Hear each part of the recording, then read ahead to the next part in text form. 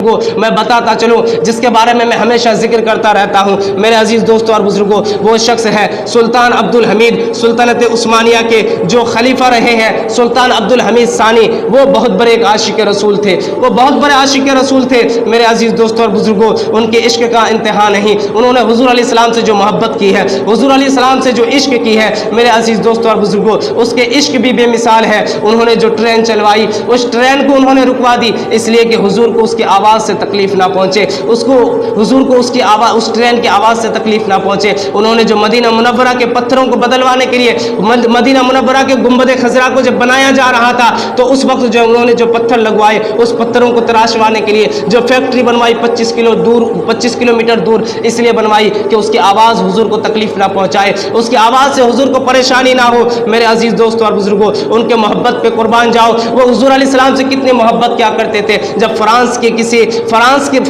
والوں نے جب حضور کی محبت، یہ حضور کے بارے میں ایک فلم بنانا چاہا، حضور کے مخالف میں ایک فلم بنانا چاہا تو اس وقت جو ہے سلطان عبدالحمید نے کہا تھا کہ فرانس والوں یاد رکھنا، اگر تم حضور کی شان میں کوئی فلم بناؤ گے یا کسی چیز کو لاؤ گے تو یاد رکھنا یہ مسلمان خاموش نہیں بیٹھیں گے۔ مسلمانوں کا رشتہ حضور سے اسی طرح ہے جیسے کہ ہمارے جسم کا رشتہ روح سے جڑا ہوا ہے، اسی طرح حضور سے ہمارے محبت کا رشتہ جڑا ہوا ہے۔ کوئی بھی مسلمان اس چیز کو برداشت نہیں کرے گا، اس چیز کو نہیں سہے گا کہ تم حضور علیہ السلام کی شان میں گستاخی کرو، حضور علیہ السلام کی شان میں گستاخی کرو۔ میرے عزیز دوستوں اور بزرگوں، یہ سلطان عبدالحمید تھا جنہوں نے حضور کے ناموس رسالت پر پہرا دیتے ہوئے نظر آئے، حضور کی شان میں گستاخی کرنے والوں کو جواب دیتے ہوئے نظر آئے اور حضور کے محبت پر قائم رہے، حضور کو چاہتے رہے۔ میرے عزیز دوستوں اور بزرگوں، تاریخ میں لکھنے والے علماء نے لکھا ہے کہ ایک وقت تھا کہ ایک شخص تھا جو بہت غریب تھا،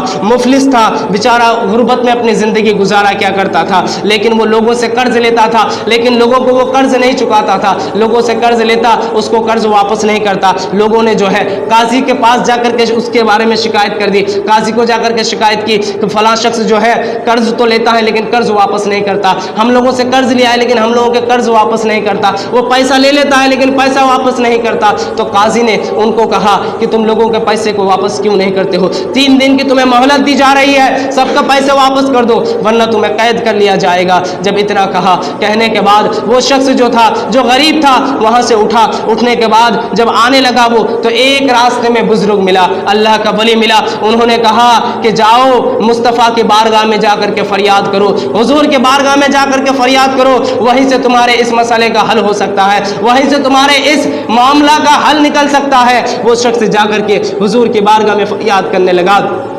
دعائیں مانگنے لگا۔ یقیناً یاد رکھنا، جب دل ٹوٹتا ہے سامنے کوئی نظر نہیں آتا، جب ساتھ کوئی، حضور علیہ السلام نے خواب میں آ کر کے بشارت دی کہ بندے گھبراؤ نہیں، تمہارا قرض چکا دیا جائے گا، تمہارا مسئلہ حل ہو جائے گا، تمہاری پریشانی دور کر دی جائے گی۔ میرے عزیز دوستوں اور بزرگوں، انہوں نے کہا کہ یہ کیسے ہوگا؟ حضور علیہ السلام نے فرمایا جاؤ وقت کے بادشاہ کے پاس جا کر کے کہنا تمہیں جو ہے میرے قرض ادا کرنے کے لیے کہا ہے۔ حضور نے کہا کہ میں تمہارے قرض کو ادا کر دوں۔ میرے عزیز دوستوں اور بزرگوں، جب انہوں نے کہا کہ اگر میں جاؤں گا تو اس کی دلیل کیا ہوگی، میں کیسے اس سے کہوں گا، وہ کیسے اس بات کو مانے گا کہ مجھے آپ نے بھیجا ہے، کہ مجھے یا رسول اللہ آپ نے بھیجا ہے، وہ اس چیز کو کیسے مانے گا، وہ اس بات کی دلیل کیا ہوگی؟ تو حضور نے فرمایا کہ جاؤ وقت کے بادشاہ کے پاس، اس سے جا کر کے کہنا کہ حضور نے مجھے بھیجا ہے، اور دلیل اس بات کی ہے کہ اس سے جا کر کے کہنا کہ روزانہ تم رات کو سونے سے پہلے حضور علیہ السلام پر 1000 مرتبہ درود بھیجتے ہو، لیکن کل تم درود بھیجنا بھول گئے ہو، ذکر بھیجنا، حضور کے بارگاہ میں صلاۃ و سلام بھیجنا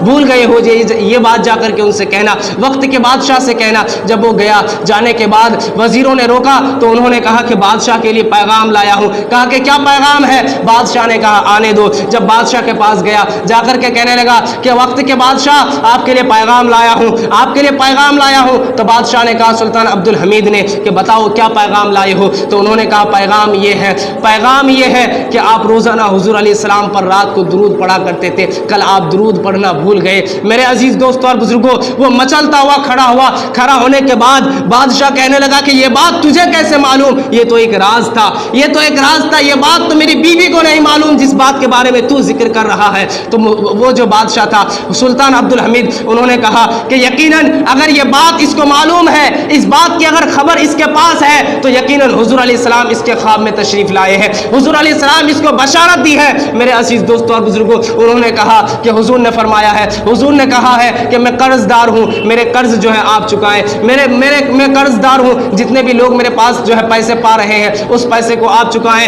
تو وقت کے بادشاہ نے کہا کہ میرے خزانے کا دروازہ کھلا ہوا ہے, لے جاؤ جتنے خزانے تجھے چاہیے, جتنے کی ضرورت ہے لے جاؤ. میرے عزیز دوستوں اور بزرگوں, وہاں سے وہ خزانہ لے لیا. خزانہ لینے کے بعد وہ قاضی کے پاس پہنچا. قاضی کے پاس پہنچنے کے بعد کہا کہ جتنے لوگ میرے پاس پیسے پا رہے ہیں, جتنے لوگوں سے میں نے قرض لیا ہے انہیں بلائے, ان سب کا میں قرض ادا کرنے کے لیے تیار ہوں, ان سب کا میں قرض دینے کے لیے تیار ہوں. میرے عزیز دوستوں اور بزرگوں, جب وہاں پر قاضی آیا اور قاضی کو اتنی باتیں کہا, تو قاضی صاحب نے کہا کہ تمہارے قرض جو ہے میں خود چکا دوں گا, تمہارے قرض تمہیں چکانے نہیں پڑیں گے, تمہارے قرض کو میں چکاؤں گا. تو وہ کہنے لگا, وہ جو مفلس تھا, وہ جو غریبی میں زندگی گزارتا تھا, وہ کہنے لگا کہ آپ نے تو فیصلہ سنا دیا تھا میرے حق میں کہ مجھے قید کر لیا جائے گا, آپ تو میرے گرفت میں فیصلہ سنا چکے تھے, آپ کیسے اپنی بات سے مکر گئے, آپ کیسے بدل گئے؟ میرے عزیز دوستوں اور بزرگوں, قاضی نے کہا کہ رات کو میں سویا تھا, حضور علیہ السلام خواب میں تشریف لائے, لانے کے بعد تمہاری طرف اشارہ کر کے کہا کہ اے قاضی, دنیا میں تجھے اللہ نے جو دولتوں سے نوازا ہے, اللہ نے جو تجھے دولتیں دی ہے, ان دولتوں سے اس کے قرض کو چکاؤ, ان کے پیسوں کو چکا دو, اللہ تبارک و تعالیٰ جنت میں تمہارے لیے ایک محل تیار کر دے گا. میرے عزیز دوستوں اور بزرگوں, قاضی نے کہا اب تمہارا قرضہ جو ہے میں چکاؤں گا. جب انہوں نے, قاضی نے کہا کہ تمہارا قرضہ میں چکاؤں گا, جن لوگوں سے وہ قرض لیا ہوا تھا, جب وہ لوگ وہاں حاضر ہوئے تو وہ لوگ کہنے لگے کہ نہ قرض وہ چکائے گا, نہ قرض قاضی چکائے گا, قرض کوئی نہیں چکائے گا, ہم قرض کو معاف کرتے ہیں. ہم نہیں جانتے تھے کہ یہ اللہ کے نزدیک اتنا بڑا مرتبہ رکھتا ہے, ہم یہ نہیں جانتے تھے کہ یہ شخص اللہ کے اتنے قریب ہے, ہم اس چیز سے واقف نہیں تھے. ہم نے اس قرض کو معاف کیا, قرض جو ہے اس پر معاف کرتے ہیں, اور اگر وہ چاہے تو ہم سے اور پیسہ لے سکتا ہے, اور قرض لے سکتا ہے. میرے عزیز دوستوں اور بزرگوں, زندگی میں یاد رکھنا, جب تمہارے ساتھ کوئی کھڑا نہ ملے, جب تم تنہا ہو جاؤ, جب تمہارا دل ٹوٹتا ہوا نظر آئے, جب تمہارے ساتھ کوئی نظر نہ آئے, یقیناً اس وقت مصطفیٰ جان رحمت تمہارے ساتھ نظر آئیں گے. میرے عزیز دوستوں اور بزرگوں, اس وقت حضور علیہ السلام تمہارے ساتھ کھڑے نظر آئیں گے. میرے عزیز دوستوں اور بزرگوں, لیکن ان سے محبت پکی ہونی چاہیے, ان سے محبت سچی ہونی چاہیے, ان سے محبت ویسی ہونی چاہیے جیسے ہمارا جسم اور ہمارے روح کا رشتہ ہے, اسی طرح ہمارے محبت حضور علیہ السلام سے, ہماری محبت کا رشتہ بھی ویسی ہونی چاہیے. میرے عزیز دوستوں اور بزرگوں, اور مسلمانوں کو تو حضور سے بے پناہ محبت ہی کرنی چاہیے. مسلمانوں کا شیوا ہے محمد سے وفا کرنا, مسلمانوں کا شیوا ہے محمد سے وفا کرنا, نماز عشق تلواروں کے سائے میں ادا کرنا. میرے عزیز دوستوں اور بزرگوں, مسلمانوں کا تو شیوا ہے کہ محمد سے وفا کرنا, نماز عشق تلواروں کے سائے میں ادا کرنا, نماز عشق تلواروں کے سائے میں ادا کرنا. ہمیں تو ایمان کا مطلب بس اتنا ہی سمجھ آیا, ہمیں تو ایمان کا مطلب بس اتنا ہی سمجھ آیا, رسول پاک کی حرمت پہ تن من دھن فدا کرنا, رسول پاک کی حرمت پر تن من دھن فدا کرنا. میرے عزیز دوستوں اور بزرگوں, ہمیں ایمان کا مطلب بس اتنا ہی سمجھ آیا, رسول پاک کی حرمت پہ تن من دھن فدا کرنا. جسے کٹنا نہیں آتا ناموں سے رسالت پر, جسے کٹنا نہیں آتا ناموں سے رسالت پر, بدن پر بوجھ ہے وہ سر بوجھ اٹھا کر کیا کرنا. میرے عزیز دوستوں اور بزرگوں, مسلمانوں کا شیوا ہے, مسلمانوں کا شیوا ہے کہ محمد سے وفا کرنا. ان کے خون میں رگ رگ میں شامل ہے کہ وہ محمد سے وفا کرے, ان کے ایمان میں شامل ہے کہ وہ محمد سے وفا کرے. میرے عزیز دوستوں اور بزرگوں, اس لیے ہمیشہ یاد رکھنا کہ حضور سے محبت کرنا. آج دنیا میں بہت سارے چور نظر آتے ہیں, یہ وہ چور نہیں جو سامان چرا لے, یہ وہ چور ہے جو آنکھوں سے حضور کی محبت کو چرا لے جاتے ہیں, یہ وہ چور ہے جو تمہارے ایمان کو چرا لے جاتے ہیں. یہ چور تمہیں نظر نہیں آئیں گے, تمہیں شہد دکھا کر کے زہر پلا دیں گے. اس لیے میرے عزیز دوستوں اور بزرگوں, دنیا کے اس سفر میں صحیح سے جینا, صحیح سے سفر کرنا. اس سفر میں بہت سارے چور ملیں گے, بہت سارے ڈاکو ملیں گے جو تمہارے ایمان پر حملہ کریں گے, جو تمہارے ایمان پر حملہ کریں گے, تمہاری حضور سے محبت پر حملہ کریں گے. میرے عزیز دوستوں اور بزرگوں, تمہاری محبت کا پہچان یہ ہے